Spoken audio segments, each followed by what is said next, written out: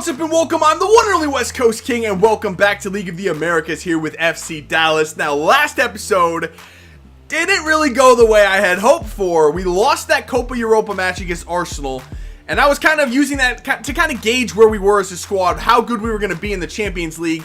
Did not go well. We kind of got dominated in that one. We lost it only 1-0, so we were kind of hanging in it, but for the most part, we really had no chance. They absolutely slaughtered us. And then on top of that, we lost Balotelli at the end of the episode. And that brings us to where we are now. I asked you guys last time, what should we do going forward? I was kind of stuck. I didn't really know which direction we wanted to go. You guys seem to all say, go get another striker. Go get someone to replace Balotelli and go for it this season. So that's what we're going to do. So I've compiled this list of potential strikers that we could go get. Some of them, as you can see, are kind of expensive, but what I was going for was a big physical striker to help balance out the squad. I think that's kind of what we are missing, especially now that we don't have Balotelli. Most of them are veterans, with the exception of Mitrovic, which was a recommendation from one of you, and I really like that pick as well. Mitrovic definitely fits what we're looking for, though he's not the veteran I was kind of hoping to get, but a good player nonetheless. So I'm going to see how much money we're going to get in from the board. Remember, I asked for money last episode. We'll see how much they're willing to give me, see how much each of these teams want for their players, and then we'll start making some offers. So while we wait for our own situation to kind of play itself out, we have an offer in for Victor Ulloa from Seattle. Now, this is a position we are absolutely stacked at. We can definitely stand to get rid of a player here, and this was the player I wanted to get rid of. So if Seattle can give me his value, I'd be definitely willing to give him up to Seattle. Alright, time to take care of some business on the field now, and we have a league game up against Racing. It's our third league game of the season. We won the first two, and we've got our first choice starting 11 in there. Jordan Morris will step into the starting 11 for now, and we'll see how that goes. Hopefully it goes well. I'd say Morris has probably been the best striker on the team so far this season, so not too worried about that one. So let's get in here and see how this goes.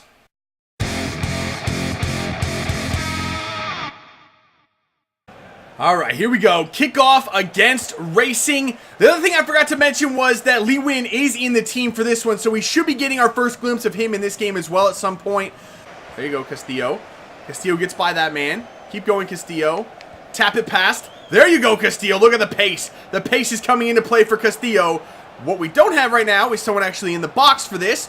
Oh, Castillo, just taking it all yourself. Wow, Gomez came out of nowhere. Oh, yes, Castillo. Castillo read it. Bobby Wood.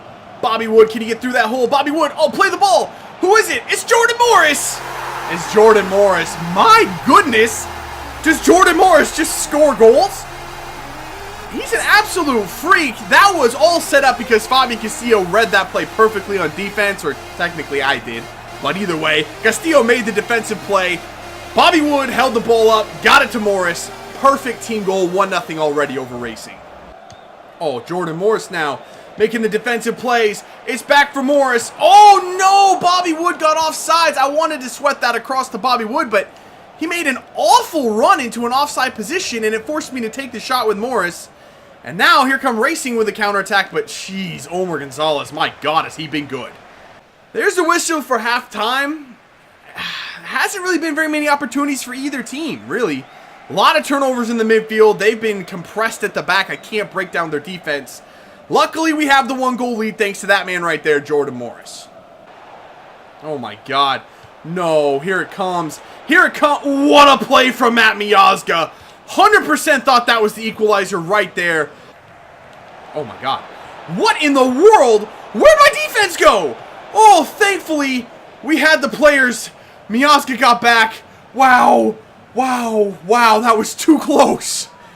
There we go. Oh, I tried to weave that in, and I just couldn't get it there. Oh, Morris. Morris back on it. Here we go. Pizzone. Wanyama. Through for Perry Kitchen. Yeah, why did that have to be Perry Kitchen? I thought that was going to be Lee Win. No. Why is that a free kick? This ref has not given a single foul all game long.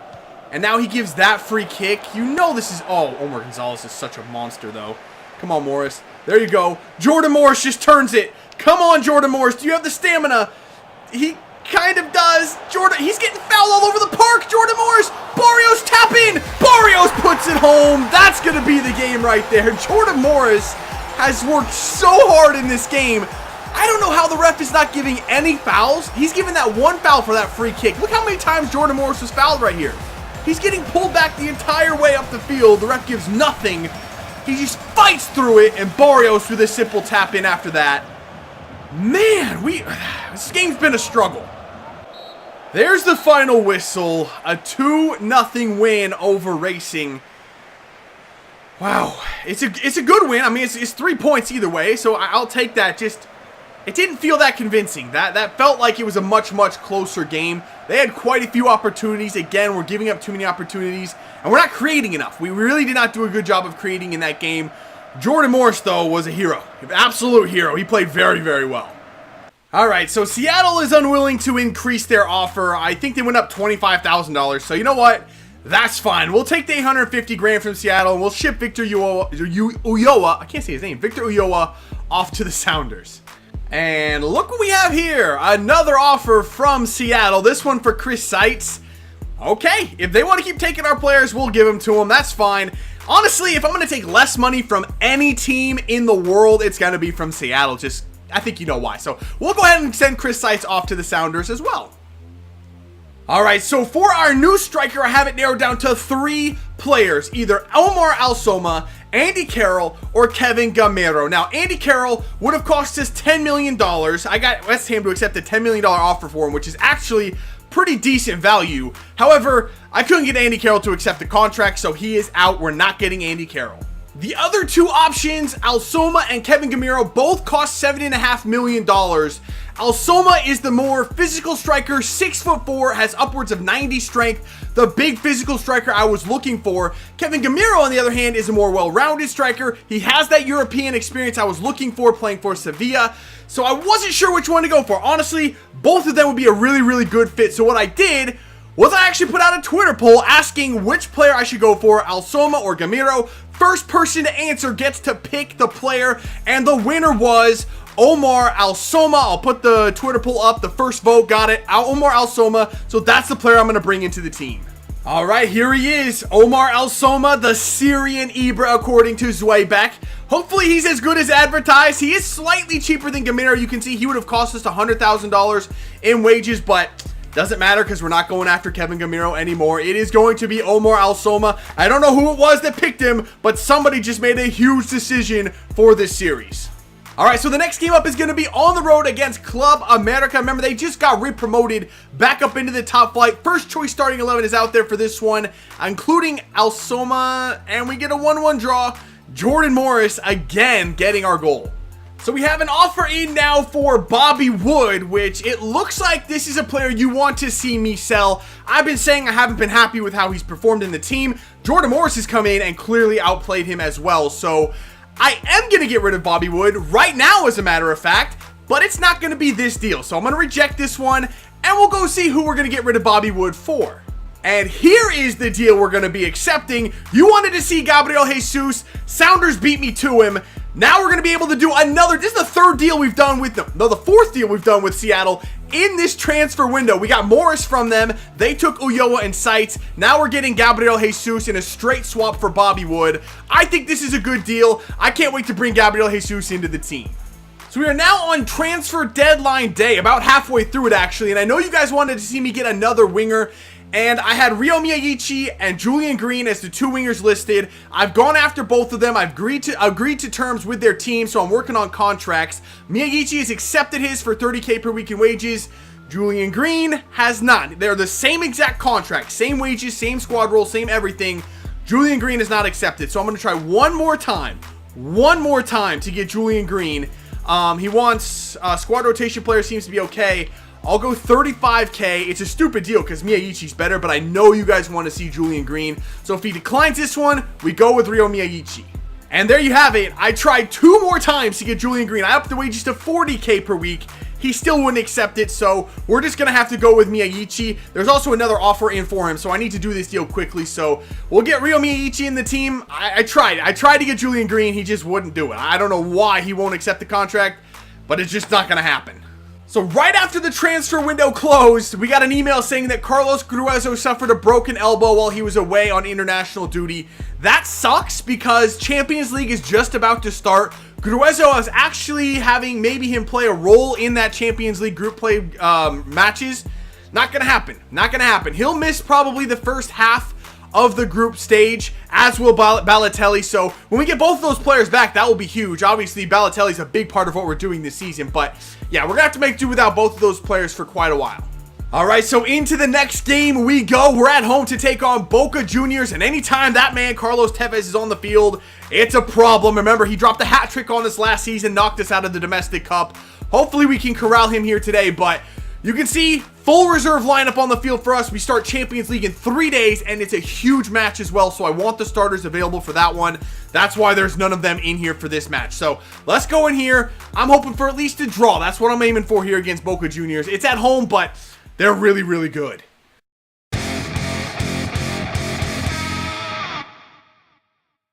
All right, here we go. Kickoff against Boca Juniors, and interestingly enough, Nico Ladero not even in the 18 for this game. I don't know why they wouldn't sell him to us. I really would have loved to have had him in this team, but Boca Juniors straight wouldn't sell him, and I don't know why that is. So no Nico Ladero for them, but again, wow, they got Palacios as well. Oh, okay, this is an interesting one. All right, early on, Boca Juniors is playing 11 men behind the ball, like super defensive. I can't, there's nowhere to go. I literally can't get through there. I don't know what to do about that. That's going to be a problem. Freaking Carlitos, man. Every game I play, I'm like, he might be my #1 striker now that I hate to play against.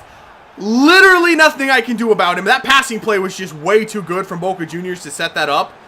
And then Carlitos, he nutmegged the defender and put it top bins. Like, how good is he? That's ridiculous. All right, come on, a throw-in. We got to get something from this. Here we go, playing it wide. That's actually a great find to Miyagichi. Good job holding on to the ball. Miyagichi turns it inside, keeps it, get it back, and that's halftime. Okay, that sucked. That was awful. Awful performance. We need to do better. Hello? Hello? What is happening? Oh, no! Good save, Allison. All right, we have a corner. We have 10 minutes left. Can we find something from this? Come on, St. Maximin. There you go. Oh, nice play. St. Maximin, cut back. Steve Birnbaum!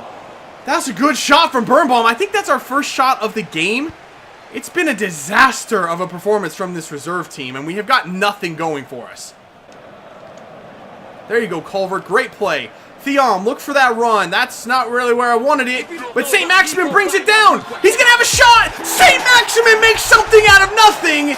He's the savior. Oh, I think that's our second shot of the game.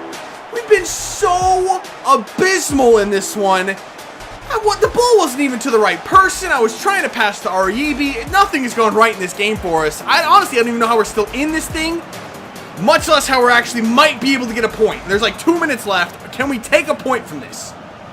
There's the final whistle. I said I wanted a point from this thing, and we just barely scratched out a point from it. It was awful. Let's just forget it. The reserve team, not the best performance from them. So we're just going to move on from this one. We'll take the point. All right, so I'm actually going to end the gameplay there for today because, again, we did a lot of stuff in the transfer window. But now that the window is closed, we should be able to get back to playing 3 games per episode once again. And the next game up, next episode, we start off with our first Champions League game. And here is our group. We have Chelsea, Sevilla, and Besiktas. I'd say it's easier than last time, but it's still no walk in the park. Sevilla, I said when I was going after Gamiro, a lot of European experience. They've won the Europa League, like 3 times in a row in real life, so they're a very battle-tested team. Chelsea, obviously, are really, really good in FIFA, and Besiktas are a sneaky good team. I've struggled against them in the past, so we'll have to see how that goes. Our first game in the Champions League is going to be away at Stamford Bridge. The hardest game in the group is our first one up next time out, so no easy task to start next episode. And here is a look at the league table before we end this episode. We currently sit in 3rd place. We're the only team to not have lost a game, which is good. but the reserve team had a shaky outing, and I probably had a lot to do with a lot of new players in the team that I'm not quite used to yet, and once I get used to them, we should be okay. So I'm not too worried about it, but the reserves do need to hold down the league right now. They need to get us points in the league while the starters focus on the Champions League, and hopefully they will be able to do that. Honestly, when it's all said and done, I don't really expect to be too far out of it. Honestly, I think we'll be okay. I think the reserves will be able to get this done. We're a deeper team than we ever have been before. We have a lot of options in there. If we need to move things around, we can. So honestly, I'm not too worried about it. I think we'll be okay. But that's gonna do it for this one. If you did enjoy it, make sure to let me know by leaving a like below. Subscribe if you're new, and I will see you when we come back for some more League of the Americas with FC Dallas. See ya.